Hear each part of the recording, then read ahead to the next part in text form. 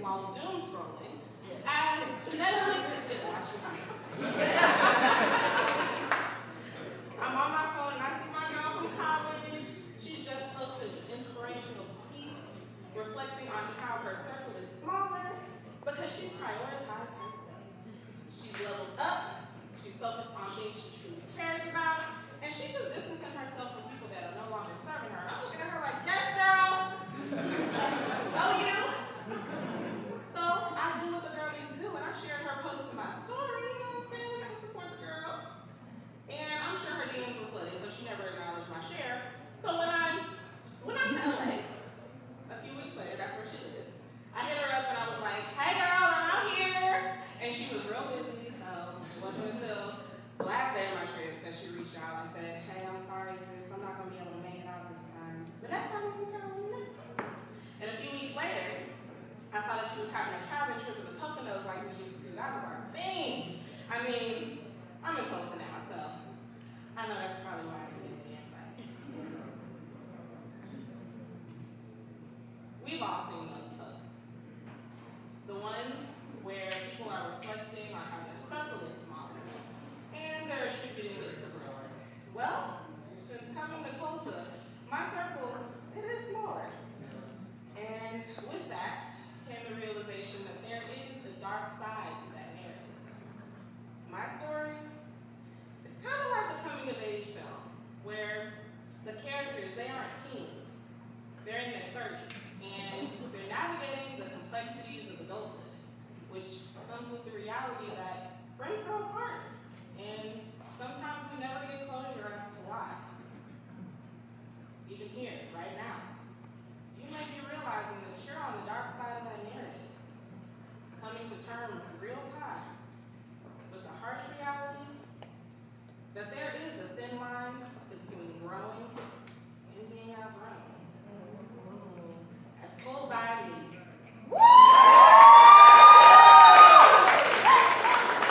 Vondell, don't forget the J, burns. Yes, I'm all the way in Tulsa, so I know that's probably why. Let me start from the beginning. So, the first time I visited Tulsa was during Legacy Fest back in 2021, and the city was on fire. I mean, it was lit. I remind me to never use those words to describe Tulsa. I came as a volunteer for Legacy Festival, and I was introduced to this vibrant place as a place for builders, entrepreneurs, and creatives. And a few weeks later, I moved here as a part of Tulsa Remote to grow my business, Thankless Production, a creative consultancy and production company. And through that, I made friends really quick. There's so many inspirational creatives here, and I have a personal mantra when it comes to creating, where I don't believe in competition amongst creatives, especially women. I never have, never will. Why? Because it's genuinely impossible to be in competition with people who you really want to see win. So, I like to turn people who think I may be competition into collaborators, right? Thought partners, co-conspirators. I bring them in, I give them access, I share my space, I provide resources, give ideas. If you've worked with me, how many of you have worked with me in some capacity? Y'all know. Y'all know me. But I'm not gonna lie. Coming from New York to Tulsa, I found out real quick. That's not how all the girlies out here play. And I'll never forget being pulled to the side and told that because the city is small, some people truly believe that there can only be one.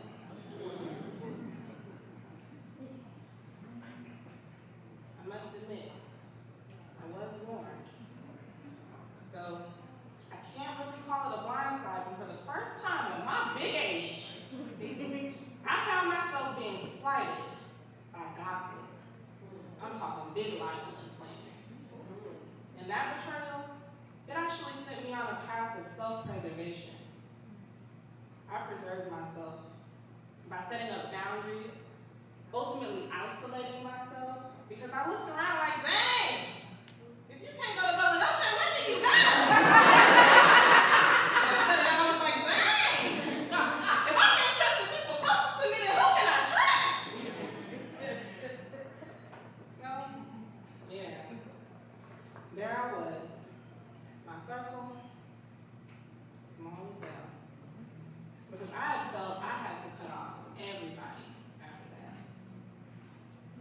reaching out to old friends, I realized, shoot, well, we've grown apart too. My loneliness, it evolved into a low vibration. And that resulted in a shift from self-preservation to a need for self-work.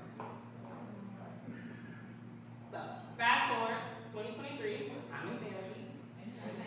And I'm trying to understand how I found myself on the dark side of the narrative, isolated from people I love, and for the first time having a realization humbling that while I do have the right to self-preserve, there is a thin line between self-preservation and self-work. I couldn't expect people to be attracted to my low vibration. I had to start operating at a different frequency, and that frequency was caused by the trauma of betrayal. That trauma, it created an energy around me that was repelling people that I love and repelling people that I genuinely wanted to attract. So here I was, it's a Friday night, I'm doom scrolling, I'm not sharpening myself, I really wasn't refining my talent. God knows the last time I'd been to a gym. I wasn't being creative or spending my time doing the things that I love, I just wasn't wrong. When I looked at my old circle, I noticed they were still creating, moving and shaking, doing all the things that ultimately brought us together.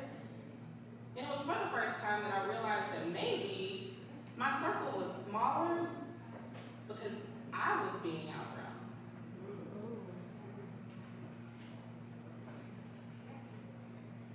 Have you ever felt like you weren't living up to your true potential? Even though for most, it seemed like you were playing big. But can I be true? Remove the makeup? Not sit here and make up things that aren't reality. Look into my real eyes and realize that there's a deeper pond that dwells within me. No, make that a seed. Though it's crossable, it takes days and leaves you. Playing small, that's gotten me nowhere at all. So, in realizing I hadn't been pouring into myself, I had to become more cognizant of the impact that my personal growth, or the lack thereof, had on my ability to really connect at the frequency that I knew I was capable of. First step, after all, is self-awareness. So, in therapy, I rerouted to grounding myself in values that are essential for me and using those values to become my boundaries. And those boundaries to become the roadmap for how I spend my time, who I spend it with, and where I continue to water. And I rearranged my entire life around that and saw people shift accordingly. Once you have those boundaries in place, it's easy to orient around how to avoid stagnation when you feel like you aren't growing. I clearly now understood who I should be spending time with because we shared similar goals. I wasn't confused on how I should spend that time because we were clear on what we were working towards.